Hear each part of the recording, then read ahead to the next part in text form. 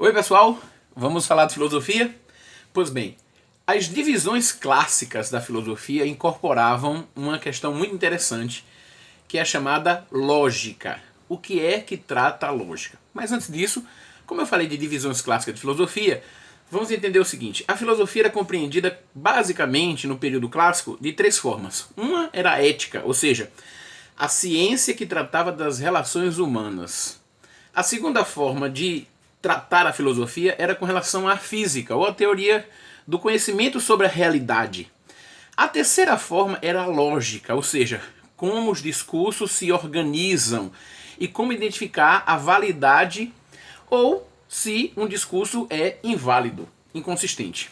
Pois bem, antes de falar sobre lógica, eu gostaria de fazer o seguinte: eu recebi vários comentários e eu agradeço muito os comentários, peço que vocês continuem comentando, mas algumas pessoas me perguntaram o seguinte: Daniel, dá uma dica de um livro que nos ajude a começar a estudar ou a pensar sobre filosofia. E eu gostaria de falar sobre esse livro aqui, ó. Não sei se você consegue ver aí, pronto. O autor é Jean-François Robinet, com T no final, e o título do livro é O Tempo do Pensamento. Eu vou contar para vocês o seguinte: se você quer um bom livro para começar a estudar filosofia, eu indico esse livro. É da editora Paulus. E eu vou te contar assim, ó. Esse livro modificou o meu pensamento sobre filosofia. Primeiro porque ele trata da história da filosofia, mas também dos grandes temas e dos grandes autores de forma direta, objetiva, clara. Há uma referência bibliográfica para cada parte maravilhosa, então vale muito a pena.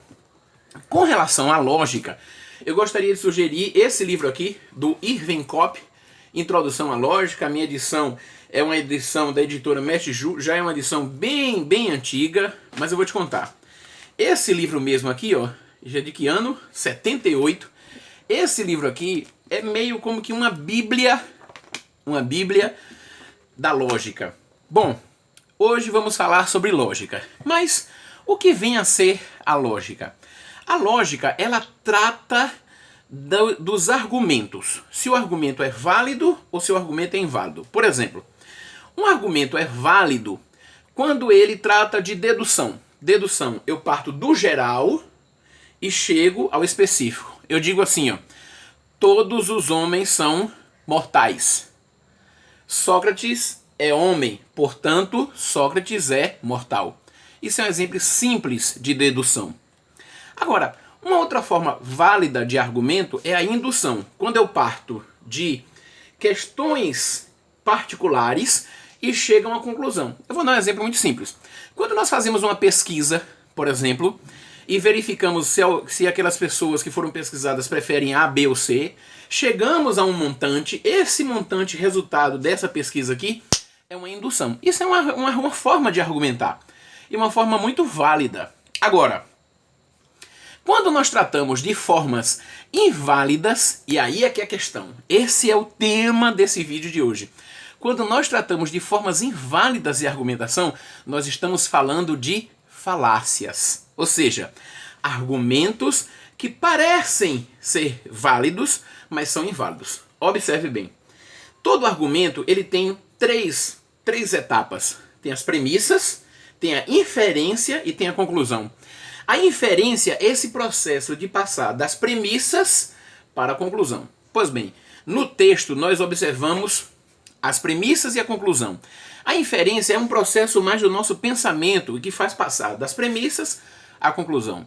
No caso das falácias, a inferência não suporta, a conclusão não suporta o peso, vamos dizer assim, das premissas. É como se fosse uma cadeira com apenas um pé, em vez de 4 pés, como a gente está acostumado a ver. O que acontece então? As falácias são argumentos que se assemelham a um argumento válido, mas não são válidos. No dia a dia, nós ouvimos muitos exemplos de falácia, e sem saber o que são falácias, quase sempre a gente cai e acaba sendo enganado na argumentação. Por exemplo, as falácias geralmente são classificadas com títulos em latim. Não importa se você começa a decorar esses títulos, você pode decorar ou não, mas, por exemplo, tem um título chamado Ad Misericordia, que a gente traduz como apelo à misericórdia. É quando, imagina a situação, alguém vai pedir um emprego E aí o entrevistador diz assim: por que você deve ser contratado?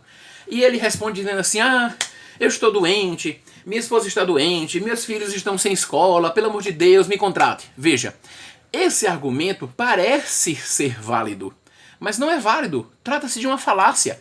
Apela-se à misericórdia para que seja aceito aquele argumento, mas de fato aquele argumento não vale.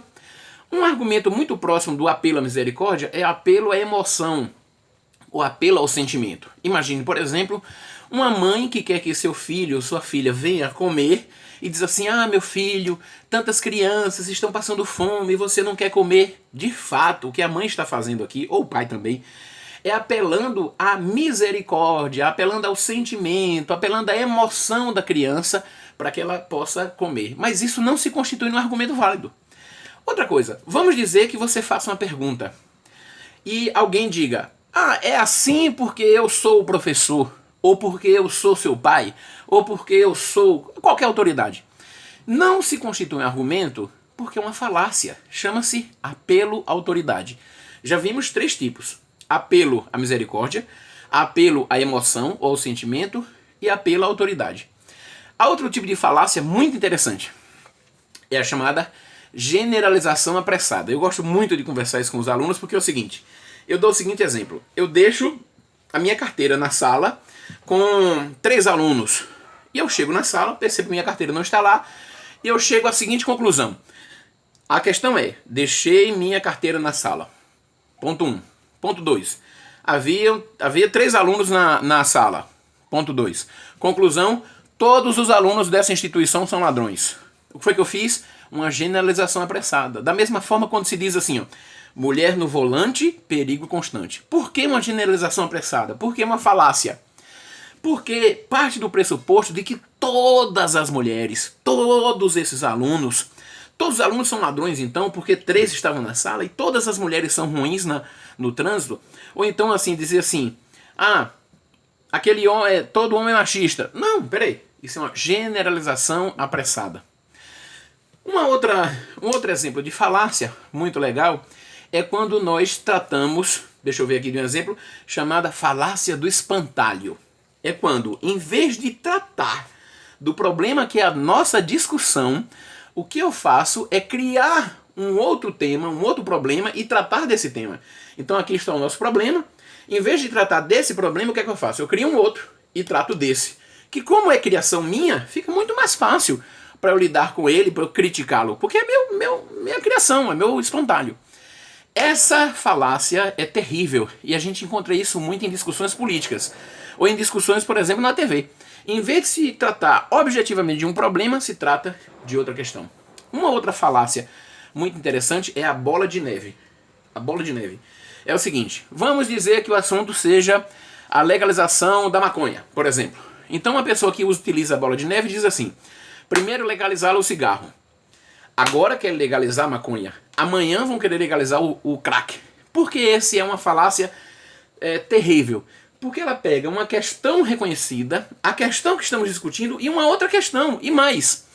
E trata dessa questão como se fosse tudo junto.